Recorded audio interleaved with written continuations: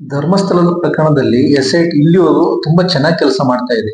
ಸುಮಾರು 6ರಿಂದ 7 ಪಾಯಿಂಟ್ಸ್ ಅನ್ನ ಇವಾಗ ಅಗೆದು ತೆಗೆದು ನೋಡಿದ್ದಾರೆ. ಸುಮಾರು ಪುರಾವೆಗಳು ಕೂಡ ಸಿಕ್ಕಿದ್ದಾವೆ. ನಿನ್ನೆ ಬಂದಂತ ಸುದ್ದಿ ಪ್ರಕಾರ ಎಸ್ಐಟಿ ಏನೊಂದು ಟೀಮ್ ಇದೆ, ಆ ಒಂದು ಟೀಮ್ ಅಲ್ಲಿ ಇರುವಂತ ಕೆಲವು ಅಧಿಕಾರಿಗಳು ಈ ಒಂದು ಭೀಮಾ ಅನ್ನೋ ವ್ಯಕ್ತಿ ಏನು ದೂರುದಾರಿದ್ದಾನೆ, ಈ ಒಂದು ವ್ಯಕ್ತಿ ಮೇಲೆ ಒತ್ತಡ ಹಾಕ್ತಿದ್ದಾರೆ ಅಂತೇಳಿ ಸುದ್ದಿ ಬರ್ತಾ ಇದೆ. ಸೊ ಎಸ್ಐಟಿ ಟೀಮ್ ಅಲ್ಲಿ ಇರುವಂತ ಮಂಜುನಾಥ ಗೌಡ ಹಾಗೂ ಸತೀಶ್ ನಾಯಕ್ ಈ ಇಬ್ಬರು ಅಧಿಕಾರಿಗಳು ಈ ಭೀಮನು ದೂರದಾರ ಮೇಲೆ ಒತ್ತಡ ಹಾಕಿ ಕೇಸನ್ನು ವಾಪಸ್ ತಗೋಬೇಕು ಅಂತ ಹೇಳಿ ಒಂದು ಒತ್ತಡ ಹಾಕ್ತಿದ್ದಾರೆ ಅಂತ ಹೇಳಿ ಕೆಲವು ಮಾಧ್ಯಮಗಳಲ್ಲಿ ಬೆಳಿಗ್ಗೆ ಬರ್ತಾ ಇದೆ. ಸೊ ಈ ತರ ಒಂದು ನಡೀತಾ ಇದ್ರೆ ಈ ಒಂದು ತನಿಖೆ ಖಂಡಿತವಾಗಿಯೂ ಇದು ಟ್ರಾನ್ಸ್ಪರೆನ್ಸಿಯಾಗಿ ಉಳಿಯೋದಿಲ್ಲ. ಸೊ ಒತ್ತಡ ಹಾಕುವಂತ ಈ ಇಬ್ಬರು ಅಧಿಕಾರಿಗಳನ್ನು ಕೂಡಲೇ ಈ ಒಂದು ತನಿಖೆಯಿಂದ ಹೊರಗಡೆ ಹಾಕಬೇಕು. ಅದ್ರ ಜೊತೆಗೆ ಇವ್ರು ಮಂಜುನಾಥ ಗೌಡ ಏನ್ ಮಾಡ್ತಿದಾರೆ ಅಂತಂದ್ರೆ, ಈ ಮಂಜುನಾಥ ಗೌಡ ಧರ್ಮಸ್ಥಳದಲ್ಲಿ ಇರುವಂತ ದೊಡ್ಡ ಗೌಡ್ರ ಕುಟುಂಬದವರಿಗೆ ಈ ಪ್ರಕರಣವನ್ನು ತನಿಖೆಯಲ್ಲಿ ನಡೆಯುವಂತ ಕೆಲವೊಂದು ಸೀಕ್ರೆಟ್ಸ್ ಅನ್ನ ವಾಟ್ಸಪ್ ಮುಖಾಂತರ ಅಲ್ಲಿ ಮಾಹಿತಿಯನ್ನ ಕೊಡ್ತಿದಾರ ಅಂತ ಹೇಳಿ ಒಂದು ನ್ಯೂಸ್ ಬರ್ತಾ ಇದೆ. ಸೊ ಈ ತರ ಏನಾದ್ರೂ ಆಗ್ತಿದ್ರೆ ಇದು ತುಂಬಾ ಅನ್ಯಾಯ. ಯಾಕಂದ್ರೆ ಎಸ್ಐಟಿ ಮೇಲೆ ತುಂಬಾ ಜನರು, ರಾಜ್ಯದ ಜನರಷ್ಟೇ ಅಲ್ಲ ಇಡೀ ದೇಶದ ಜನರು ಒಂದು ಕಣ್ಣಿಟ್ಟಿದ್ದಾರೆ, ಒಂದು ಗುಡ್ಡದಂತ ಒಂದು ನಂಬಿಕೆಯನ್ನು ಕೂಡ ಇಟ್ಟಿದ್ದಾರೆ.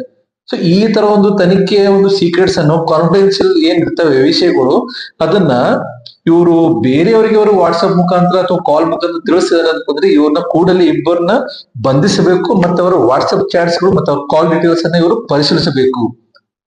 ಯಾಕಂದ್ರೆ 3 IPS ಅಧಿಕಾರಿಗಳ ಒಂದು ನೇತೃತ್ವದಲ್ಲಿ ಈ ಒಂದು ಎಸ್ಐಡಿ ಟೀಮ್ ತುಂಬಾ ಚೆನ್ನಾಗಿ ಕೆಲಸ ಮಾಡ್ತಾ ಇದೆ. ಎಲ್ಲರನ್ನೊಂದು ಸ್ಯಾಟಿಸ್ಫ್ಯಾಕ್ಷನ್ ಕೂಡ ಕೊಡ್ತಾ ಇದೆ, ಕೆಲವೊಂದು ಒಂದು ಒಳ್ಳೆ ರಿಸಲ್ಟ್ಸ್ ಕೂಡ ಬರ್ತಾ ಇದಾವೆ. ಸೊ ಈ ಒಂದು ತನಿಖಾ ಹಂತದಲ್ಲಿ ಇರುವಂತ ಒಂದು ಪ್ರಕರಣ ಈ ಒಂದು ನೀಚ ಅಥವಾ ಒಂದು ಬೇಜವಾಬ್ದಾರಿ ಅಧಿಕಾರಿಗಳಿಂದ ಈ ಒಂದು ಪ್ರಕರಣವನ್ನು ಮುಚ್ಚಿ ಹಾಕುವಂತದ್ದು ಕೆಲಸ ಆಗ್ಬಾರ್ದು. ಯಾಕೆಂದ್ರೆ ಎಷ್ಟೋ ಇಂಥ ಪ್ರಕರಣವನ್ನು ಮುಚ್ಚಿ ಹಾಕಿದ್ದಾರೆ.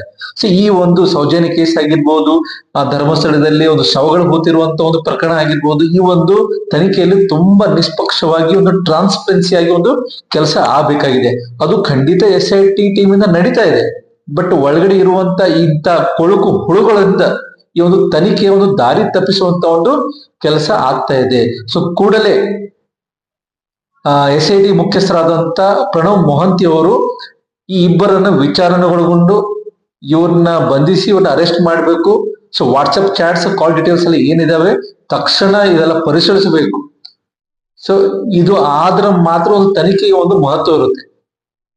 ಸೊ ಹೀಗಾಗಿ ಈ ಒಂದು ಮಾಡಿದಂತ ಒಂದು ಕಾಲಿಂಗ್ ಡೀಟೇಲ್ಸ್ ಆಗಿರ್ಬೋದು, ವಾಟ್ಸ್ಆಪ್ ಡೀಟೇಲ್ಸ್ ಚೆಕ್ ಮಾಡಿ ಅವ್ರು ಯಾರನ್ನೆಲ್ಲ ಮೆಸೇಜ್ ಕಳಿಸಿದ್ದಾರೆ, ಇವ್ರು ಖಂಡಿತ ಮತ್ತೆ ಇವ್ರದ್ದು ಬ್ಯಾಕ್ ಗ್ರೌಂಡ್ ಅಷ್ಟು ಸರಿ ಇಲ್ಲ. ಯಾರ್ದು ಮಂಜುನಾಥ್ ಗೌಡ ಮತ್ತೆ ಸತೀಶ್ ನಾಯಕ್ ಏನಿದ್ದಾರೆ ಇವರು ಬ್ಯಾಕ್ ಗ್ರೌಂಡ್ ಅಷ್ಟು ಸರಿಯಾಗಿಲ್ಲ. ಬೆಳ್ತಂಗಡಿಯಲ್ಲಿ ಆಗಿರ್ಬೋದು, ಉಡುಪಿಯಲ್ಲಿ ಆಗಿರ್ಬೋದು, ಮಂಗಳೂರಲ್ಲಿ ಆಗಿರ್ಬೋದು, ಇವರು